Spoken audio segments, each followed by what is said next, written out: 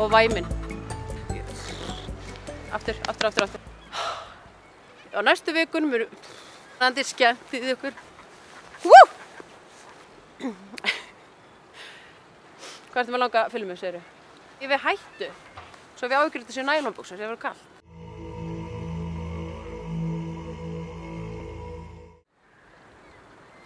Ok. Við erum velkomin á Vesturland.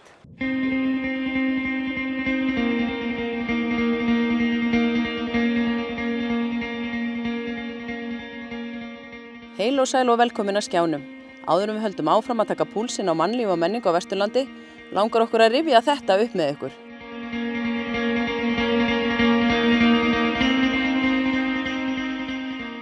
Þáttarstjórnandi reyndi að passa upp á að fara aldrei svöng heim.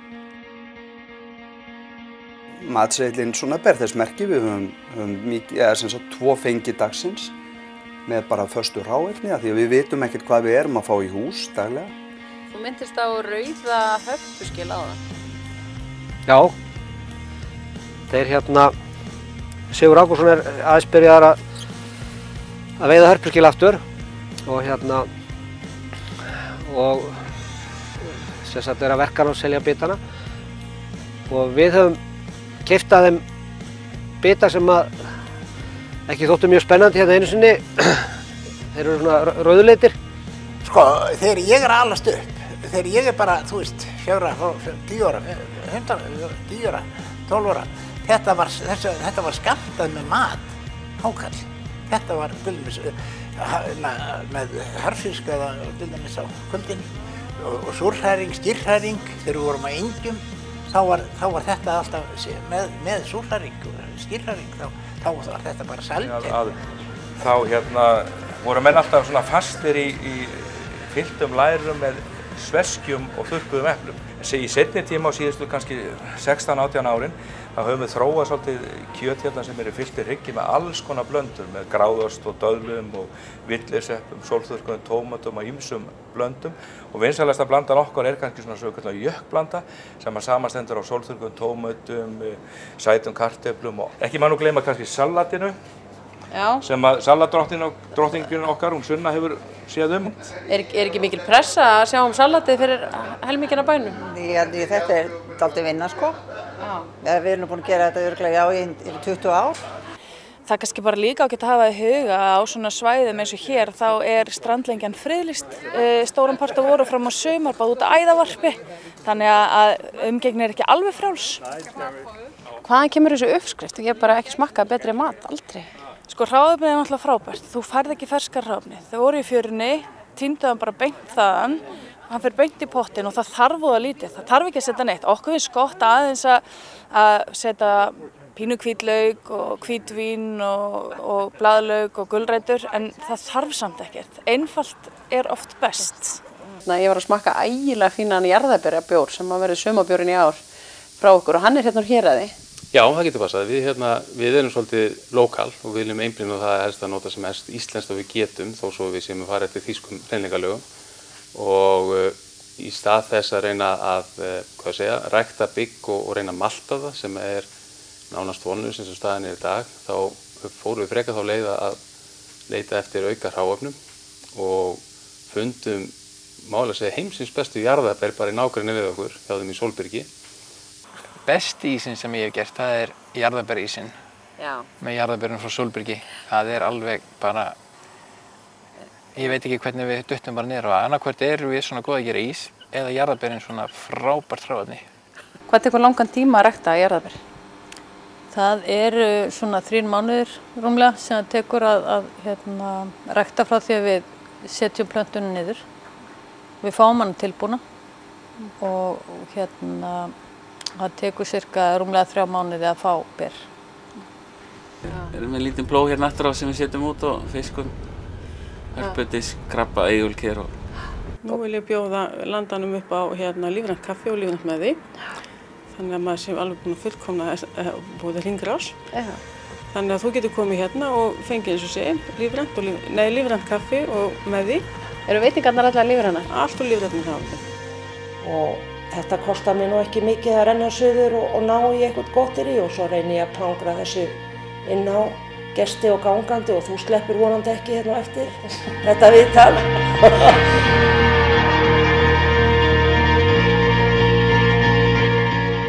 Einnig mikilvægt að næra sálina. Við erum að fara svona cirka 35 metra niður frá efsta, þar sem við byrjum að fara niður í hellinn. Og samt erum við svona að minnst 30 metra yfir sjávarmáli. Þannig að við erum svona nokkurn veginn hérna mitt á milli. En þetta er náttúrulega bara leiðin til Stromboli, þetta eru fyrstu skrefin, sem sagt áleiðis að yðrum jarðar.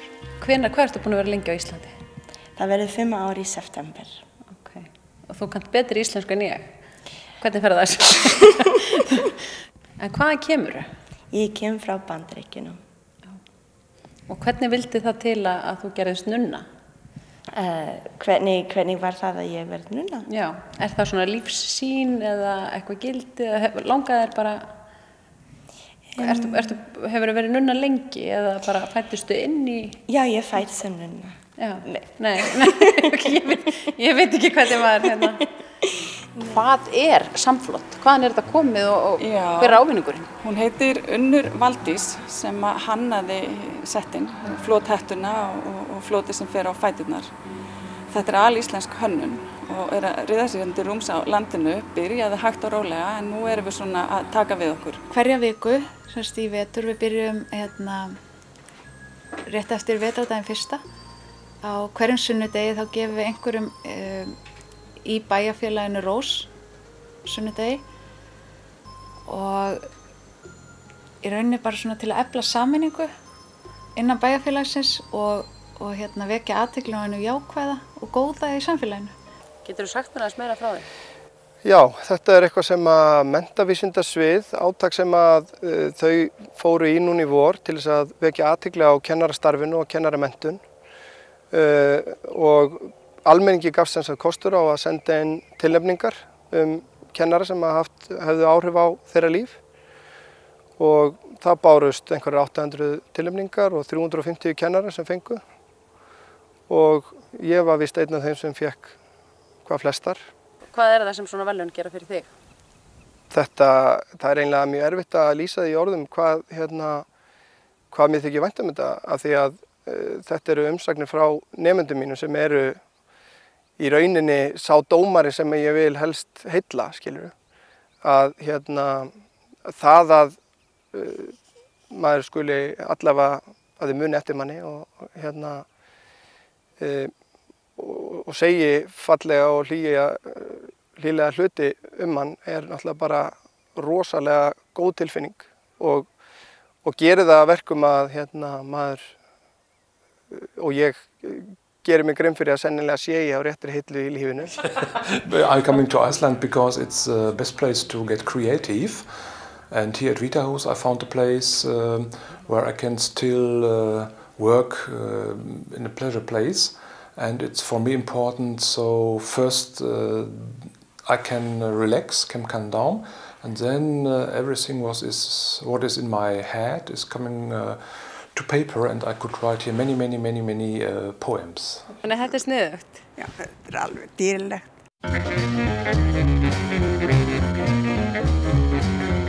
Þó að rigni, þó að blási, ég skemmti mér.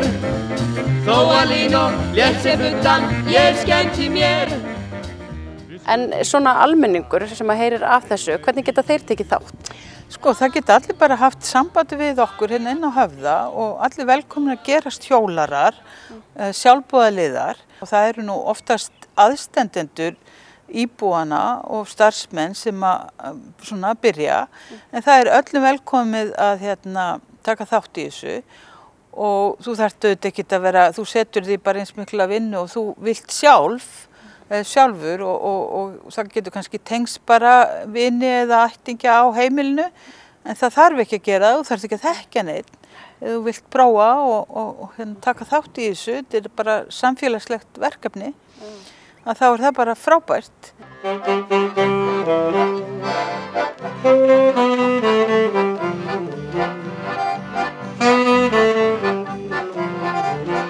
Á hvaða aldursári ert þú?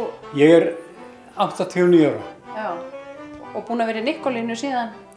Já, 92. Þú ert hvergi bangin og kemur á reiðhjóli á æfingarstundum? Já. Það er bara alltaf mínu lagi. Meðan hefur góða heilsu þá er alltaf lagi. Það er gaman að geta þess á þessi æfingahelgi sem við vorum þarna, við gistum eina nótt og héldum svo tónleik og það komu 4. Það var sem sagt Lári skólastjóri í Tónlistarskólanum á Akranesi og það var presturinn og kona pressins og ein frænka einna stelpunar í hópnum, þannig að við fengum 4. Þetta var í kringu 2000 og þeir eru komin í Hörpuna 2015. Já. Og inn á milli erum við náttúrulega búin að gera heilmargt. Við erum náttúrulega búin að vera á stóra sviðinu í Borgarleikhúsinu og nýja sviðinu í Borgarleikhúsinu.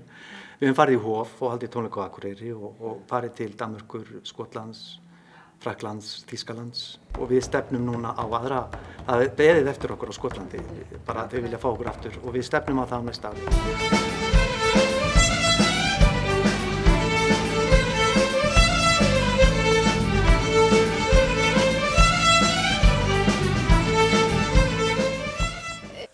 Ef ég ætti að spyrja ykkur svona í lokin hvaða lífsgildi þið hafið, hver væru þau? Lífsgildi? Það er að hafa það gott. Hafa gott að vera saman og gera það sem við viljum. Já, og ekki vera slæm við aðra. Nei, það kemur ekki að reyna. Það verður að vera kærleika bæri heima út af við. Það er nauðsynlegt. Hann er deyr hérna það fallega. Og helst ekki ljúga aðra. Ekki mikið. Nei. Ég segi góði sögur. Já. Það er alltaf.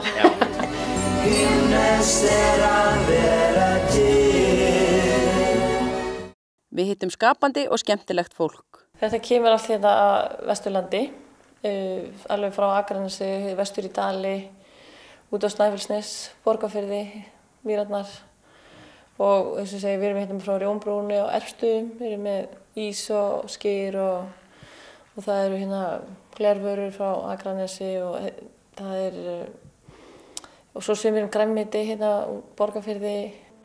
Já, þannig að þetta verður ekki verið það að þú hefur verið lokuð inn í smíðaherbergi eins og hann Emil vinnur okkar í Kattholti á árum áður með spýtur og vasenhníf. Það var aldrei óþekkt barn, nei, það kom ekki frá því.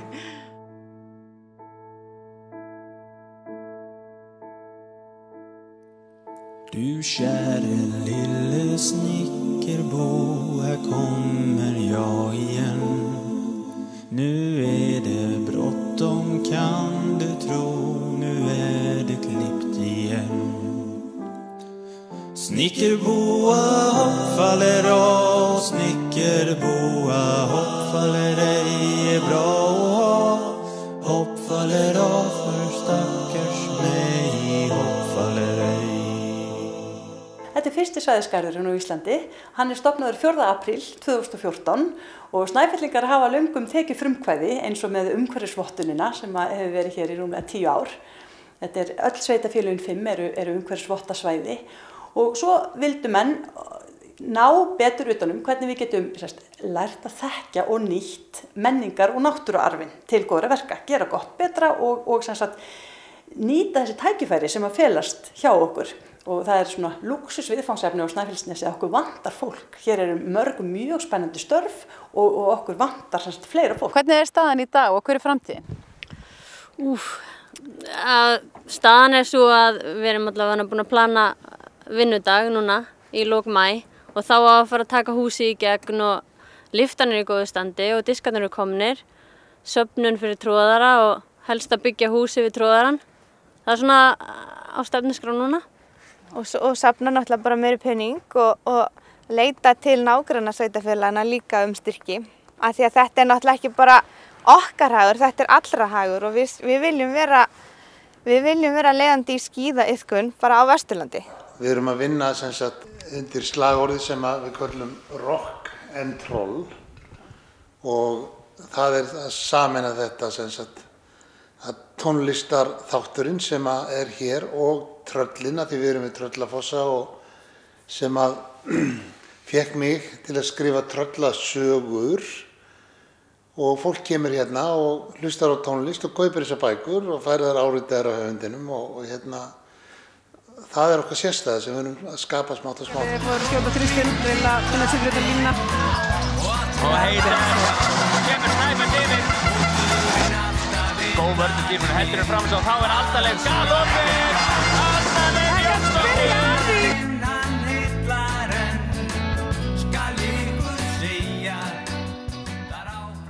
Finnst þér bæjarfélagið, finnst þér það virkur þáttakandi í þessu öllu saman? Já, alveg bara þau áttu stóran þátt í þessum sigri okkar á Ásvöllum. Við fengum held ég 1000 manns með okkur og við búum í 1100-1200 manna bæjarfélagi. Þetta er mikið af þessu fólki brottfluttur, hólmarar og allt það, en þetta er bara fólk sem styður baki okkur og lætur í sér heyra. Og það skilar sér inn á völlin?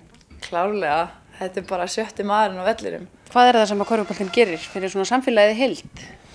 Hérna náttúrulega, vetrarmánuðir eru náttúrulega svolítið svartir og þetta náttúrulega lyftir brúninu svolítið og er sameiginlegt, þetta er algjörlega ópólitískt. Þannig að fólk úr bæjarpólitíkinni það sameinast hérna að garga saman áfram Snæfell á pöllunum og þetta gerir gríðarlega mikið fyrir svona bæjarfélag. Það er náttúrulega fínt starf í gangi, kórinn og lúðrasveit og Lions og ég veit ekki hvað, en þetta gerir samt, þetta er svona sameiningatákn bæjarins og ég myndi nú segja að þetta væri stolt bæjarins. Það var svona ákveðin ókostur í þessu flökunauðunum sem var til þess að það var alltaf að festast í þeim mjög oft yfir daginn, festast í þeim og fiskur að aflagast og út af svona vandamálum í innstýringa með sporðinn og í fráskurði og annað. Þannig að ég setti hausinn í bleyti hvernig við getum leyst þetta og það var náttúrulega bara einfaldast að taka sporðinn af og ég gerði tilraunir með þetta og bjó til prótótípu sjálfur og smíðaði þú hana? Já, og það hefnaði svona ljómandi vel. Þannig að ég fór með hana suður og við smíðum bara alveg vel. Eftir þinni? Eftir svona nokkurn veginn eftir prótótípunni. Þetta var ekki til áður en Nei. Þessi tíma, hvorki hér niður annar staðar? Nei. Hvað eru þið lengi með eina mynd, cirka, ef það er mikið á henni? Það getur ekki nokkra vikur. Og það er bara, stundum tekur einhver hana að sér í fóstur. Kemur svo með hana nokkra vikur seinna.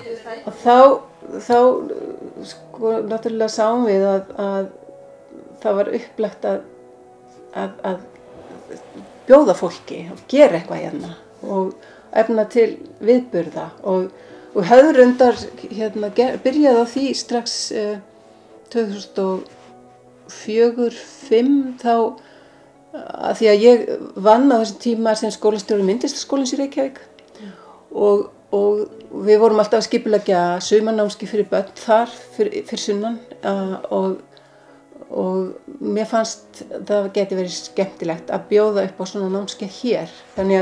En þá var húsið ennþá svo hratt að það var ekki hægt að bjóða börnum hingað inn. Og við fengum lána Tjarnalund, sem er félagsheimili hérna við kirkjuna á leiðinni hingað út á Skarðströnd. Og buðum upp á svona listasmiðjur fyrir börn 4 sumur. Það var þannig að ég bjóð í Danmörku og var nýbúin í skóla og fekk ekki vinnu við mitt hæfi og var bara svona eitthvað að dúlla mér heima að reyna að eyða tímanum og hef alltaf verið að sauma og eitthvað svona í handverkinu og endaði svo með því að ég saumaði með tösku og sett hana, tók svo mynd og sett hana á Facebook og var eitthvað að monta mig að því og 5 mínútum seinna þá fæ ég skilaboð að kona sem langaði svo að kaupa þessa tösku. Og þannig eiginlega... Var það íslensk kona? Það var íslensk kona og þannig fór þetta eiginlega stað.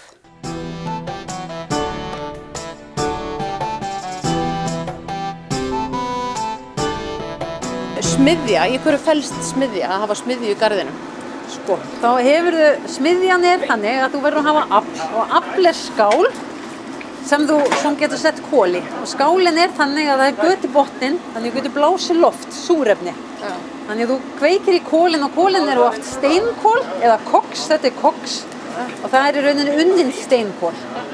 Þær gefa ennþá öflugri hiti. Sko, fyrst og fremst maður að kenna litlum hundum og alltaf, þá þeir að lesa líkamstjáninguna okkar.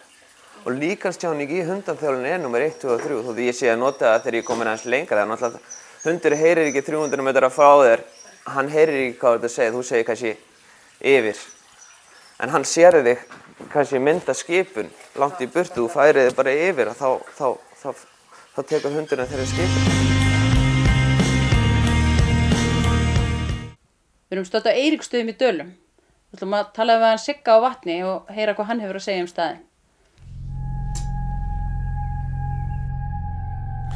Heyrðu, Eiríksstaðir náttúrulega fæðingarstaður Leifs Heppna. Þeir eru kallaðir Eiríksstaðir út faðir Leifs Heppna, Eiríkur Rauði átti heima hérna. Eiríkur Rauði sem kom frá Noregi sem ungur maður og settist að í Dölunum. Pabbi Leifs Heppna, fyrsta mannsins sem kemur frá Evrópu yfir til Ameríku árið 1000. Eins og okkur var kennt í skóla. Og Leifur Heppni? Hann bara fæddur hér, Leifur Eiríksson, hann semst fæddur hér á Eiríksstöðum í Haukadal árið 974 talið og hérna sonur Þjóðhildar, Jörundardóttir frá Vatni hérna og Eiríks Rauða. Og hér á þessum tíma, á þessum 5 árum, þá eru hér 3 herstöðar í Hvítanesi, Hvammsvíkinu og Litlasandi. Og það talið að það hafi verið hér á bilinu 28 til 35.000 hermenn öll þessi ár meðtöldum þeim sem gistu borð í skipum. Og skip lágu hér á bilinu 80 til 120 skip á hverjum tíma. Hérna í Hvalfirði? Hérna í Hvalfirði einum. Og þetta eru til dæmis fyrstu afskipti Bandaríkjamanna af seinni heimsstyrjöldinni. Það hér með þessari aðkomu að þessari skipalest og hérna þessum herstöðum sem eru hér.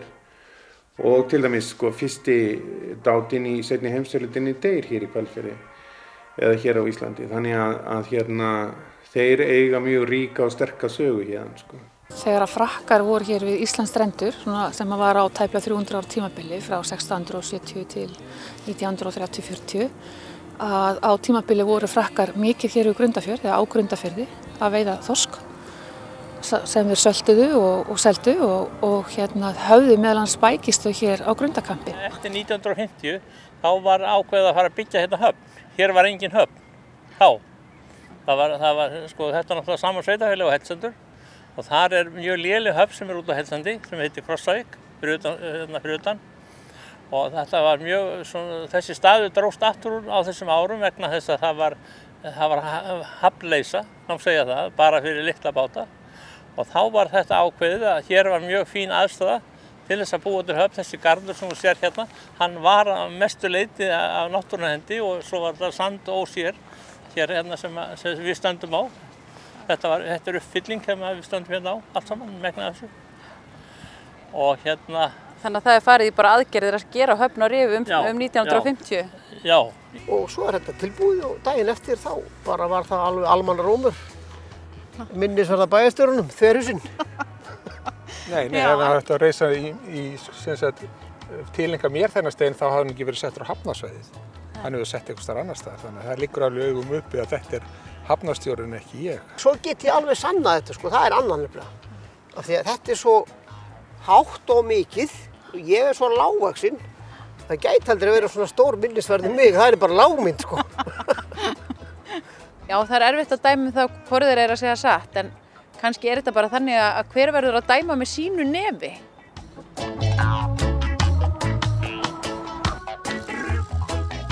Því að í rauninni það árið 1940 sem að fyrst vísir að svona safni verður til.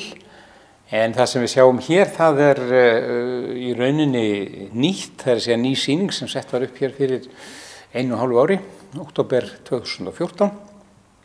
Og byggir þá á töluvert samfelldu starfi sem við höfðum unnið alveg frá 1908, 10 og 7.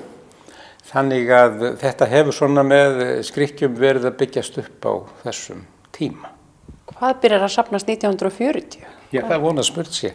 Því að þá var meiningin svo að setja upp sýningu á verkfærum sem væru nýjust og fínust þá. Svo bændur sæju hvað væri hvað væri nútíminn.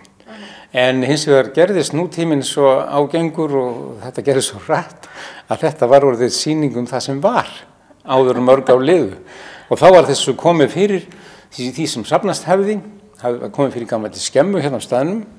Þannig að þegar við fengum áhuga á þessu 1977-8 eða þar bil, þá var lítið annað að gera eins og myndi hafa verið gert hjá henni Þyrnirós, að taka bara ríkið og strjúka ríkið af þessum gripum sem þarna voru og þá var komin vísirinn að þessu safni.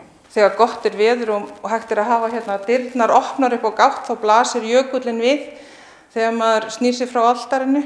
Þannig að þetta mjög fallegar athafnir hérna og það eitthvað svona hlýtt við þetta hús þó að það sé ekki kynnt upp og manni sé oft kalt í því. En hérna þá einhver yndislegur andi og það svona margt sem skemmtilegt og skondi eins og hérna kirkjuloftið sem við sjáum hérna fyrir ofan að það sem kórinn stendur þegar hann syngur, að það sem öðruvísi þannig komast ekki mjög margir upp og það mikið lágt til lofts. Og þegar það raðað hérna í kirkjukórin þá ekki raðað eftir röddum, þetta þessi stærð. Það þessi stæðst í miðjunni og svo svona minnkar og svo syngja þau bara eins og englar.